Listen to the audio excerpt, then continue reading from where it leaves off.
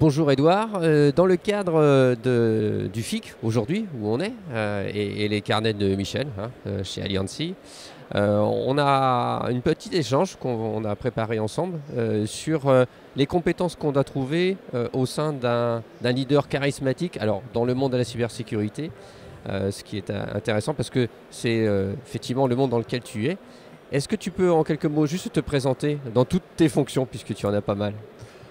Alors, je suis Édouard Janson, je bosse dans la cybersécurité maintenant depuis 25 ans. Oh. Donc, ça fait 25 ans que je suis chez Capgemini. Aujourd'hui, je suis le RSSI de Capgemini. Mais j'ai commencé stagiaire chez Capgemini. J'ai été développeur, auditeur, chef de projet, architecte, patron d'entité opérationnelle. J'ai fait X métiers. Donc, même si je suis resté chez le même employeur, j'ai évolué pendant 25 ans chez cet employeur. 25 ans dans la cyber. Parce que quand je suis rentré chez Cap, c'était parce qu'il y avait un stage sur du micro-paiement sur Internet. Et en 98, il n'y en avait pas beaucoup. Et donc j'ai développé un portail de micro-paiement sur Internet. Et 25 ans dans la cyber, ce qui fait qu'aujourd'hui, je suis un peu connu dans le milieu. On s'est connu quand tu étais mon client chez Lafarge, il y a quelques années. Et du coup, dans l'écosystème, j'ai plusieurs casquettes. Aujourd'hui, je fais partie de l'ACN, l'Alliance pour la confiance numérique. J'en suis le vice-président cyber et le trésorier. J'ai un dada au sein de l'ACN qui est les sujets de formation, de transmission, de vocation, de féminisation. Donc je porte aussi ces sujets au niveau du CSF Industrie de sécurité piloté par Marc Darmon. Donc dans le GT cyber, je m'occupe de ces sujets formation. Et quand il y a eu le montage du campus, j'ai expliqué que ça serait peut-être bête de refaire encore la même chose. Et ce serait peut-être intelligent que ce soit la même personne qui porte pour le campus, le CSF, l'ACN. On a associé l'ANSSI, bien évidemment. On a associé le CLUSIF. Et donc, on a fait un groupe de travail que je copilote avec Anne Doré du CLUSIF. Et sur la formation. Et qui, depuis 2 ans, se réunit de 13h30 à 15h tous les jeudis en Teams, de temps en temps en physique, où tout le monde est invité et on travaille sur ces sujets de formation. Et on a travaillé avec le CF6 sur la vocation et la féminisation. À un moment donné, on alternait une semaine sur 2. Là, en ce moment, on est en train de finir une phase importante sur la formation. Donc, c'est purement formation. Et vous avez rédigé? Alors, on a produit plein de choses. Et on s'est dit qu'il était bien de produire, mais qu'il fallait le faire savoir. Donc, le premier document qu'on a publié il y a un mois et demi à peu près, c'est une matrice des compétences. C'est-à-dire qu'on est parti du constat que déjà nos métiers de la cyber n'étaient pas connus. Alors j'ai dit nos métiers, mais pour plein de personnes, la cyber, ce n'est qu'un métier. Donc là, du coup, on expliquait les différents métiers. Donc on a travaillé avec l'ANSSI de repartir de la cartographie des métiers de l'ANSSI et essayer de définir pour chaque métier les compétences nécessaires.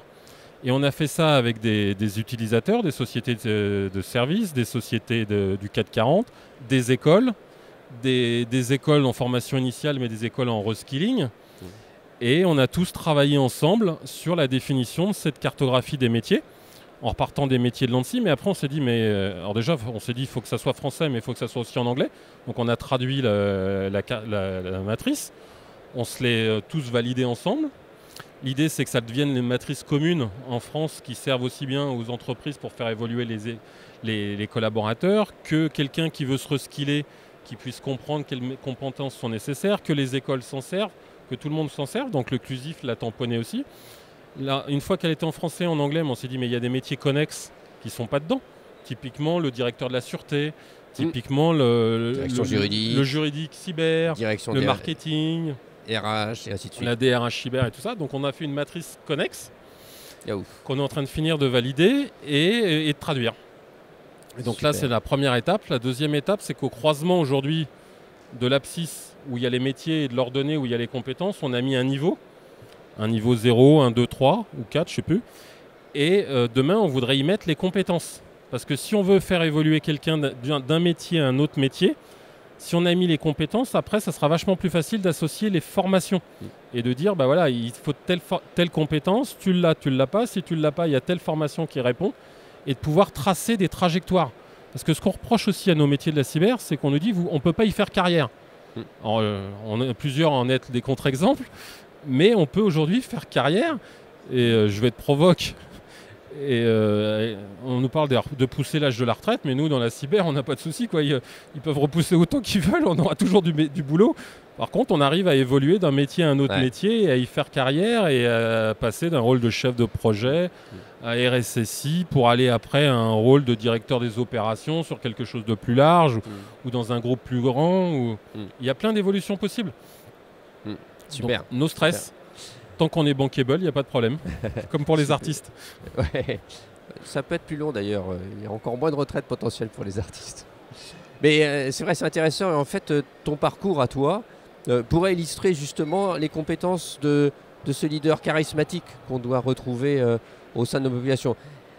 À ton avis, quelles sont peut-être les formations qu'on pourrait suivre, qui pourraient nous permettre d'atteindre en fait ce niveau qui fait que on est reconnu, on passe du mode coercitif de communication à un mode attractif.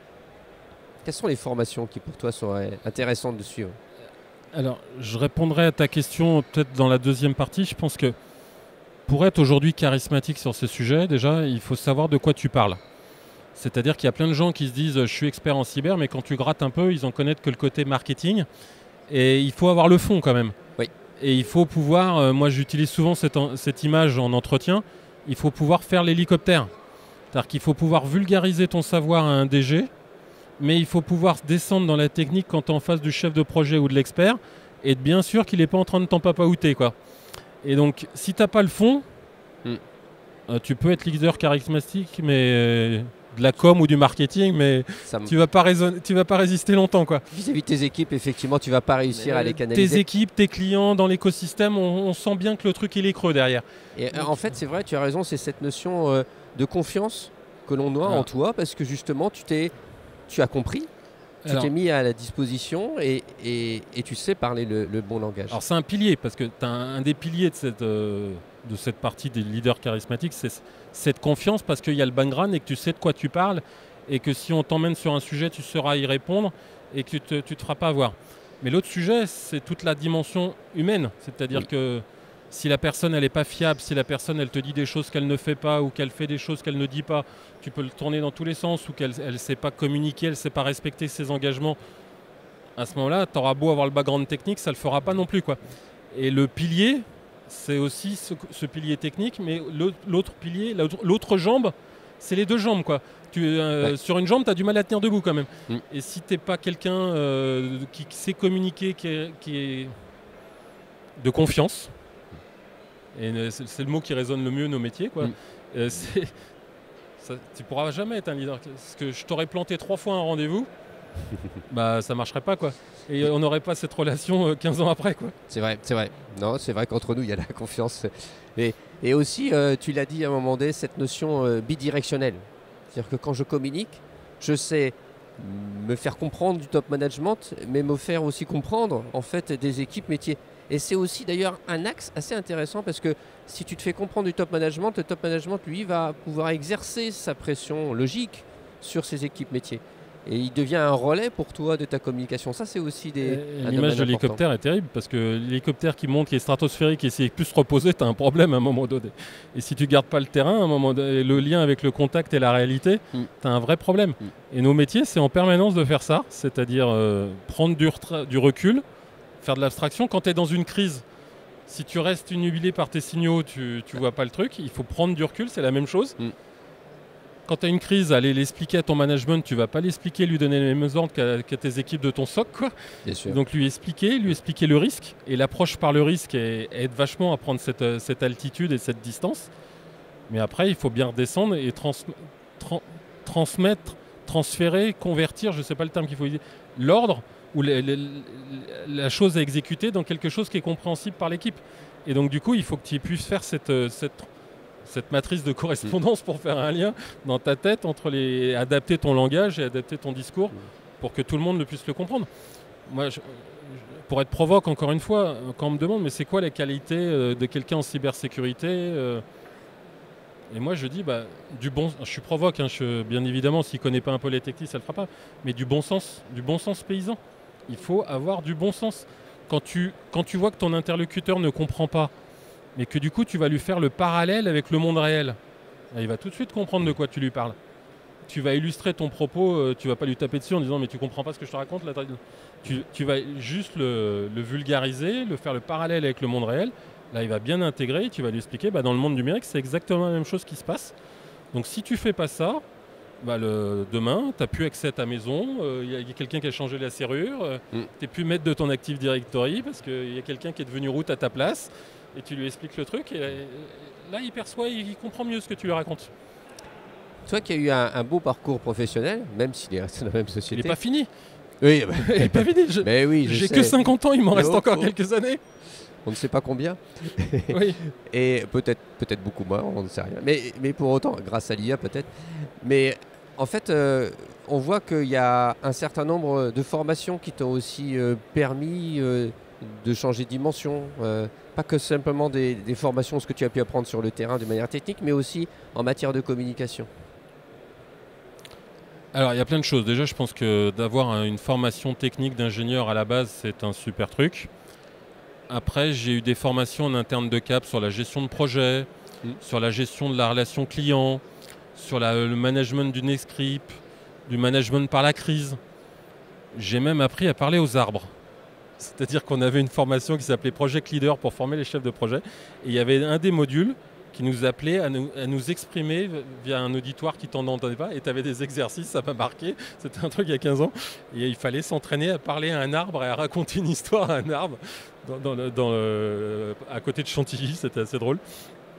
Donc j'ai eu plein de formations comme ça. Plus des formations pour mener des entretiens comme celui-là. Entretiens annuels, comment tu fais pour passer des messages. Tu as les formations des entretiens aériels de carrière management, tu as les entretiens de média training. Ouais. J'ai été amené à faire des trucs sur Europe 1, des trucs sur France 2, machin, donc j'ai eu des média training. J'ai eu des formations certifiantes sur des points techniques. J'ai eu des formations en anglais, parce qu'il y a de plus en plus d'anglais. J'ai eu 2 fois la chance d'avoir un coach, donc qui t'apprend à tourner ton message, à communiquer. Parce que notre problème de notre métier, c'est qu'on voit le mal partout. On gère par le risque et donc quand tu as une communication, tu peux avoir une communication vachement anxiogène, parce que tu vois ce qui peut potentiellement se produire, sauf que le manager, il n'aime pas que tu lui dises que ça va aller mal, quoi. Et donc du coup, dans ta communication et dans ta façon de communiquer, et aussi bien ta communication écrite dans tes mails, parce qu'on passe que dans ta communication verbale, gestuelle. Et alors, pour te faire sourire, j'ai même eu une formation à l'œnologie. J'ai passé 4 jours à Suse-la-Rousse, à l'Université du Vin, en formation complètement rien à voir. Mais tu vois, tu peux avoir X formations qui t'ouvrent, entre guillemets, je suis encore provoque, les chakras, quoi, qui te font faire d'autres choses.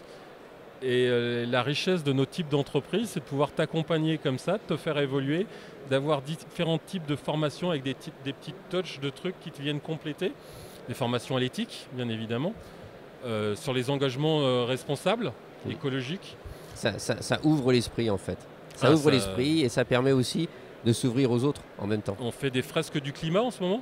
On a une réunion tous les 2 mois ou 3 mois sur qu'est-ce qu'on a fait vis-à-vis des engagements environnementaux au métier, chez nous. C'est des choses qu'on fait régulièrement et ça te fait penser, voir les choses différemment. Et une dernière question, Edouard, sur quel est pour toi un parcours professionnel peut-être, alors toi tu es peut-être le mauvais exemple, mais peut-être changer d'entreprise, prendre une entreprise de petite taille, une grande taille. Est-ce qu'il y aurait un parcours idéal pour arriver à avoir cette maturité, ce recul et ce leadership Alors, je ne suis pas normand, j'ai souvent l'habitude de répondre oui et non. Moi, je ne pense pas qu'il n'y a pas un parcours idéal. Ou s'il y a un parcours idéal, c'est le tien. Et c'est à toi de le créer, ce parcours idéal. Et c'est à toi de voir à un instant T les opportunités qui passent. Et je la prends pas. Et de savoir se remettre en question ou en risque. Alors c'est sûr qu'il y a des moments où tu vas le faire parce que dans ta vie perso à côté ça va hyper bien. Des moments où tu vas pas le faire, tu vas pas le saisir. Mais il y a des opportunités qui se proposent à différents moments. Et il faut savoir les saisir. Alors t'en as qui vont te dire que c'est la grâce, il y en a d'autres qui vont te dire que c'est la chance, en fonction de tes différentes croyances ou obédiences. Et il y a des choses à saisir dans ton parcours et après faire son choix en connaissance de cause et ne pas le regretter et l'assumer Mais je ne crois pas au parcours. Alors, il y a encore quelques entreprises où quand tu rentres dans l'entreprise en fonction de ton diplôme, on sait ton parcours et on peut te dire dans 30 ans tu seras là. Moi je ne crois pas à celui-là. Je pense que dans nos métiers, c'est à toi de construire ton parcours, d'évoluer, de prendre les opportunités, de changer de carrière et d'essayer d'un peu d'avoir de jugeote. Moi en 98, on se disait qu'il n'y aurait plus d'informatique en France, que tout allait partir en Chine, en Inde, en machin. Et moi, je me suis dit, je suis con, j'ai fait une école d'informatique, je vais vers quoi alors? Et donc, c'est là où je me suis dit, tiens, la cyber, la sécurité, à l'époque, on n'appelait pas ça la cyber, on appelait la sécurité de l'information. Oui. Je me suis dit, l'information, elle va peut-être pas se barrer en Chine ou en Asie, donc du coup, je vais peut-être aller sur ce sujet-là, j'ai peut-être plus de chance. Et d'avoir plusieurs couteaux à son... c'est pas couteau à son arc, corde à son arc, ouais, c'est mieux. Et de pouvoir d'essayer d'anticiper la chose et de se dire comment je peux être le mieux armé pour demain. Et c'est vachement important aujourd'hui pour les jeunes parce que le monde de demain, moi je ne suis pas Madame Irma, je ne sais pas le prévoir. Comment tu expliques à un jeune comment il doit se préparer à ses 40 ans de carrière ou ses 43 années de carrière et rester, pour prendre mon image de tout à l'heure, bankable pendant 40 ans et avoir une valeur sur le marché pendant 40 ans? C'est une vraie question. Moi je discute souvent de ça avec mes enfants et comment tu les prépares et tu les armes pour ça, c'est pas évident. Et je pense que nos métiers de la cyber le permettent, que pour refaire le lien avec ta première question, tous ces métiers, toute cette cartographie que vous pouvez consulter permettent ces évolutions. Je pense que les structures telles, je suis aussi là avec Capgemini, donc je vais faire un peu de pub, te permettent d'évoluer, t'accompagnent dans les évolutions et dans les formations, et ça te permet des trajectoires, de voir des choses différentes. Je me suis retrouvé à faire des trucs, discuter avec des députés qui achetaient des drones, aller au tribunal de commerce faire une acquisition. Je me suis retrouvé à faire des trucs assez hallucinants et je ne le regrette pas. Belle vie que tu as, mon cher Edouard. Fatigante, mais intense et agréable. Mais intense, voilà. Merci beaucoup, Edouard, de nous avoir partagé un petit morceau de ta vie et ton expérience sur ce domaine. J'espère que ça aura pu aider nos auditeurs, nos téléspectateurs. J'espère aussi. Merci, Edouard. Merci, Michel.